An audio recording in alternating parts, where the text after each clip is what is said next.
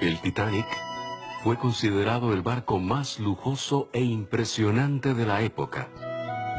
El capitán fue un hombre llamado Edward John Smith. Se sabe que era un cristiano metodista que estaba apartado de los caminos de Dios y era hijo de un alfarero. Antes del accidente, fueron advertidos varias veces por otros barcos de la presencia de grandes bloques de hielo en la zona, razón por la cual pusieron varios vigías que alertasen el peligro. El vigilante de turno la noche del accidente, Frederick Frick, quien fue uno de los sobrevivientes, dijo en su testimonio: todo estaba tan tranquilo. El mar estaba extremadamente quieto, yo diría tenebrosamente quieto. Era un espejo negro de agua debajo de la noche estrellada. De pronto, miró y tenían delante de ellos un enorme iceberg. Gritó con todas sus fuerzas, pero fue inútil.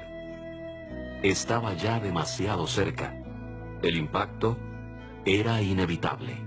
El choque se produjo solo minutos antes de la medianoche. Después del impacto, lo primero que hicieron fue llamar al carpintero del barco, quien después de revisar y evaluar los daños, dijo lo impensable: no hay esperanza, el barco se hundirá en poco tiempo. Lo cual dejó estupefacta a la tripulación, que a partir de ese momento entró en estado de conmoción y pánico. No había suficientes botes salvavidas para todos. Se estima que solo una tercera parte.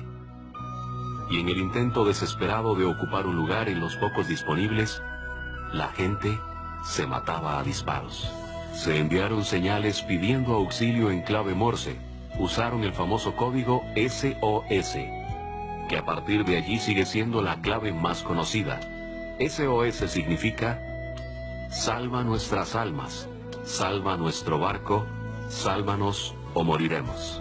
Un barco llamado SS California estaba a solo 10 millas del lugar y, según sus oficiales, habían advertido por radio varias veces a la tripulación del Titanic acerca del peligro. Estas advertencias fueron totalmente ignoradas, llegando inclusive en el último aviso a recibir insultos y pedidos de dejarlos en paz de parte del insumergible barco.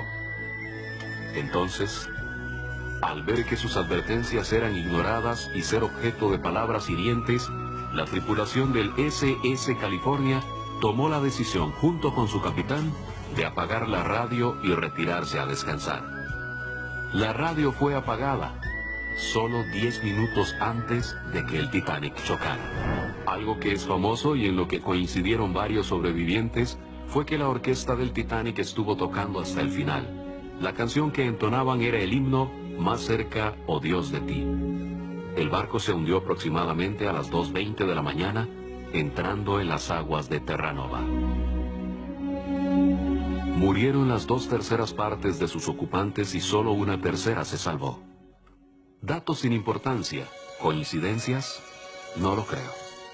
Estoy convencido de que el Señor les estaba dando, a través de este suceso, una voz de advertencia a la generación final, al mundo de 100 años más tarde, al nuevo Titanic, a esta sociedad que una vez más se cree indestructible e insumergible. Hoy estamos asombrosamente bajo las mismas circunstancias. La diferencia es que el Titanic del siglo XXI no es un barco de 269 metros. Es el planeta entero navegando en un mar de pecado e inmundicia. Oh, qué tardía sería la hora, cuando ya sin esperanza, tengan que lanzar un desesperado SOS sin respuesta.